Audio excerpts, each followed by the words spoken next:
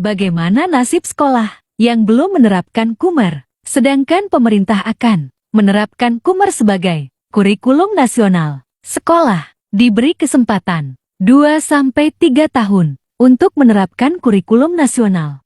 Sambutan perdana sebagai Mendikdasmen, suara Abdul Mukhti bergetar saat bicara soal ibunya. Ceritanya gimana itu, Bang? Jadi baru saja Nadiem Makarim melakukan serah terima jabatan kepada 3 menteri baru, salah satunya ke Menteri Pendidikan Dasar dan Menengah, Abdul Mukhti. Dalam sambutannya, Mukhti menyatakan bahwa Kemendikdasmen ini merupakan kementerian yang sangat strategis untuk membangun kualitas sumber daya manusia. Selain itu yang menarik, ketika Sekretaris Umum PP Muhammadiyah ini sempat bilang bahwa meski sudah menjadi menteri, kemungkinan dia bakal masih sering naik ojek online atau transportasi umum lainnya seperti biasa. Apalagi kalau kantornya nanti yang di Cipete, Jakarta Selatan bakal lebih sering naik ojek karena dekat dari rumahnya. Karena itu Mukhti pun sambil bercanda ke Nadiem bilang kalau dirinya masih akan jadi pelanggan setia Gojek. Abdul Mukhti memang terkenal jenaka dan sederhana, makanya dia pun kerap disebut Muhammadiyah garis lucu. Emang pas sambutan ngomongin ibunya juga ya? Iya, jadi kebetulan dalam acara serah terima jabatan itu Ibunda Abdul Mukhti ikut hadir. Dan di tengah sambutan Mukhti meminta ibundanya berdiri. Dia bilang ibundanya lah yang membuat dirinya bisa seperti sekarang. Dan sambil suaranya bergetar menahan tangis, Mukhti bilang ibunya menjadi teladan dengan kesederhanaan dan cintanya. Yang berikutnya saya ingin berterima kasih kepada ibu saya yang hadir pada kesempatan ini. Ibu ada ya? Berdiri, Bu.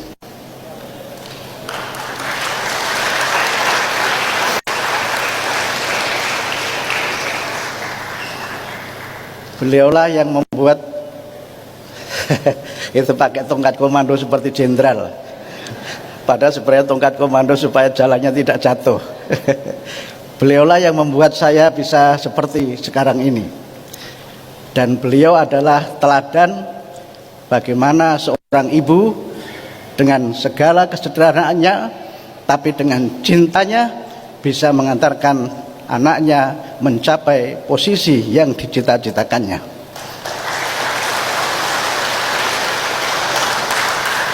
Saya biasa memanggil emak, karena orang kampung saya panggil biasanya dengan panggilan emak. Dan emak, terima kasih. Ini nanti kantor saya yang berikutnya.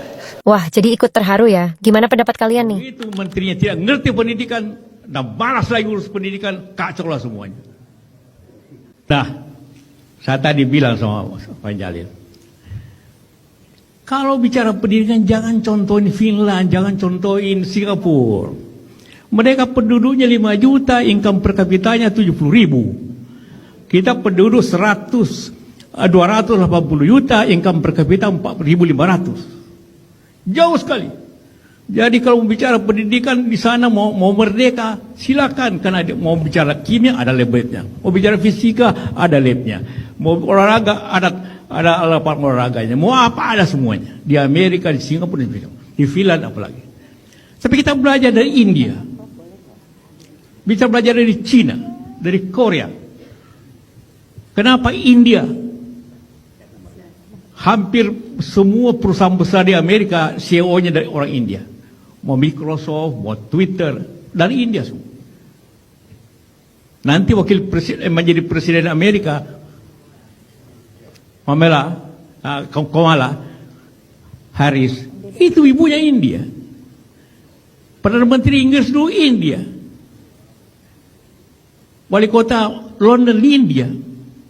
Berarti something di sana di India itu pendidikan hebat. Cina kenapa maju? Pendidikannya. Jangan tir-tir. Kita belajar ke sana. Jadi nanti Pak Sekjen kalau kirim orang studi banding Pak DPR, jangan ke Finland. Jangan ke Finland, jangan ke Swedia. Tidak ada gunanya itu. Mimpi aja di situ. Pergi di Cina, pergi di Korea, pergi di Jepang, pergi di India. Dan apa inti di sana? Ujian nasional. Anda boleh lihat di sana kalau waktu ujian. Inilah saya konservatif. Anak itu, kita semua pernah sekolahan. Kapan kita belajar? Kan kalau mau ujian. Ya kan? Kalau tidak ada ujiannya, kapan belajarnya? Sebuah kampus merdeka, belum merdeka. Apa merdeka? Tidak merdeka aja tidak belajar, apalagi merdeka.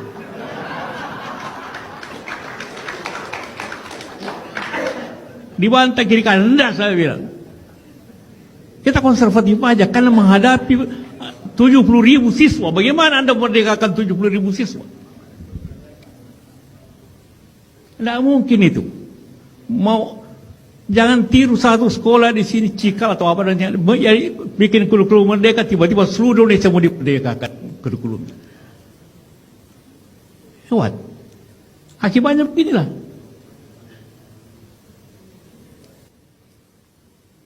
Akibat ketidakmampuan. Jadi memang ini perlu seluruhnya. Jadi kita tidak bisa bicara hanya anggaran saja. Anggaran, sekali lagi kita bicara anggaran ya. Sejarahnya bahwa pendidikan itu sangat penting, semuanya selalu begitu. Tidak ada negara apa yang kita maka tidak penting. Karena itu semua kementerian, tokoh-tokoh pendidikan selalu memimpin pendidikan ini. Begitu menterinya tidak ngerti pendidikan dan malas lagi urus pendidikan, kacau lah semuanya. Saya kira Pak Sekjen lebih tahu dari saya tentang keadaan. Nah, jadi itulah yang kita, jadi untuk pemerintah akan datang, tolonglah dipilih menteri betul yang ngerti pendidikan.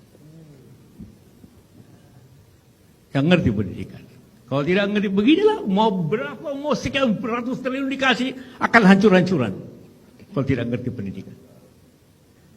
Sama saya di perusahaan, kalau tidak ngerti tentang teknologi, dikasih teknologi, dia akan aut-autan. Inilah yang perlu kita jadi, bukan hanya anggaran diperbaiki, orang yang melaksanakan anggaran juga harus lebih diperbaiki. Percuma kita bicara anggaran sekian-sekian tanpa orang yang memanage anggaran itu dengan baik. Ini keluhan semua orang. Ya. Jadi tanpa itu maka kita akan tidak bisa. Nah kemudian anggaran itu memang harus, saya setuju ada standar-standar yang baik. Walaupun standar yang paling tinggi ongkosnya itu bukan pertahanan UII yang saya ketuanya dan bekas rektornya Pak, karena mahasiswanya masih kurang, karena ada di luar negeri semua, dikasih beasiswa semua. Tapi oke. Jadi kalau kita lihatnya, pendidikan itu kan seperti saya ulangi tadi, terdiri dari 4 prasarana, infrastruktur pendidikannya, bagaimana sekolah-sekolah, ujian sekolah, gurunya bagaimana, kurikulumnya bagaimana, dan muridnya bagaimana. Saya Dewan Penasihat PGRI. Salah ketemu PGRI dan guru selalu yang bicarakannya satu, honor, gaji. Tidak pernah bicara tentang mutu pendidikan. Saya pernah di pertemuan besar, saudara ini semua bicara di sini, datang hanya bicara honor. Tidak pernah membicarakan kepada kita semua bagaimana mutu pendidikan yang Anda capai. Itulah sebabnya semua guru menolak ujian nasional karena tidak mau diuji. Sebenarnya yang diuji guru itu. Kalau oleh siswa yang tidak lulus itu berarti gurunya kurang baik mengajar, tidak mau ketahuan, tidak mau mengajar. DPR juga suka menolak.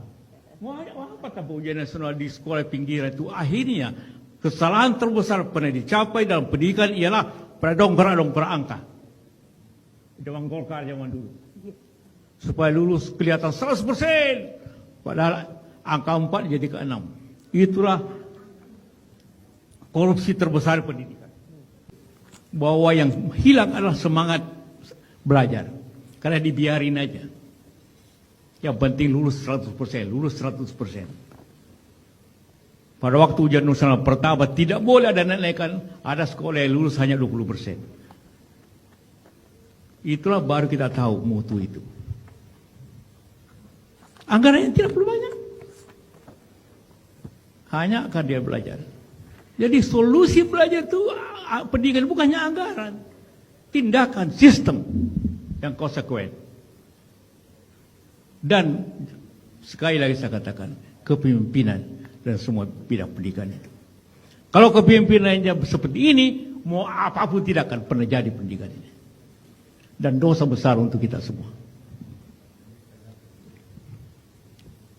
Kedua, tentunya pendidikan ini Pak DPR. Jangan dipotong-potong di semua tempat. Dipotong di DPR sekian, dipotong di daerah sekian, akhirnya yang jatuhnya sekian saja. Guru juga kadang-kadang suka potong, karena melihat bupati potong, dia potong juga. Jadi berbagai sistem. Alhasil kalau kita bicara anggaran, yang kita perlu efektivitasnya. Jangan harap Menteri Keuangan bisa tambah.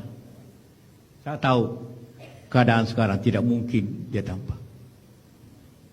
PU menjerit minta tambah. Sosial menjerit minta, semua minta tambah. Akhirnya artinya tambah utang. Utang sudah kelebihan. Sudah hampir 10.000 triliun. Jadi mari kita bicara bagaimana uang yang ada diefektifkan. Dan butuh orang yang baik, yang pintar untuk efektif itu. Ternyata Menteri Pendidikan yang baru adalah sosok yang pernah dipecat Nadiem. Gimana itu maksudnya, Bang? Jadi baru aja kan Prabowo Gibran resmi dilantik menjadi Presiden dan Wakil Presiden Republik Indonesia nih. Kabarnya menteri-menteri kabinetnya pun juga bakal segera dilantik. Nah, salah satu yang jadi perhatian ialah nama Abdul Mu'ti yang bakal dilantik jadi Menteri Pendidikan Dasar dan Menengah. Meski nomenklaturnya berubah, tapi hal ini kan berarti Abdul Mu'ti bakal gantiin Nadiem Makarim sebagai Menteri Pendidikan. Padahal kalau ngelihat historinya, Mu'ti ini adalah mantan Kepala Badan Standar Nasional Pendidikan (BSNP). Tapi badan tersebut malah dibubarin sama Nadiem tahun 2021 lalu lewat Permendikbudristek nomor 28 tahun 2021 dan digantiin sama Badan Standar Kurikulum dan Asesmen Pendidikan. Dulu pembubaran ini kan sempat memicu banyak kritik juga karena dinilai melanggar Undang-Undang Sistem Pendidikan Nasional. Emang melanggar kenapa itu? Ya, karena di Undang-Undang Sisdiknas diamanatkan bahwa standar nasional pendidikan dilaksanakan oleh suatu badan standarisasi dan BSNP dianggap sebagai lembaga independen yang sangat dibutuhkan untuk menjaga arah pendidikan agar tetap sesuai dengan kebutuhan masyarakat. Ini malah dibubarin sama Nadiem. Guru Besar UIN Jakarta, almarhum Prof. Azumardi Azra pun menyebut bahwa pembubaran BSNP ini adalah blunder dan kemunduran bagi pendidikan Indonesia. Bahkan DPR juga mengkritik keras pembubaran BSNP ini karena telah bertentangan dengan prinsip independensi, partisipatoris, dan gotong royong dalam penyelenggaraan pendidikan. Kini dengan Mu'ti memimpin Kemendikdasmen, banyak pihak berharap adanya perbaikan kebijakan. Ia dipandang sebagai sosok yang memahami pentingnya independensi lembaga pendidikan dan kolaborasi dengan masyarakat. Dalam pertemuannya dengan Prabowo, Mu'ti menyatakan siap bekerja dengan 2 wakil menteri untuk memastikan arahan presiden terlaksana dengan baik. Oh begitu ya, menurut kalian gimana nih?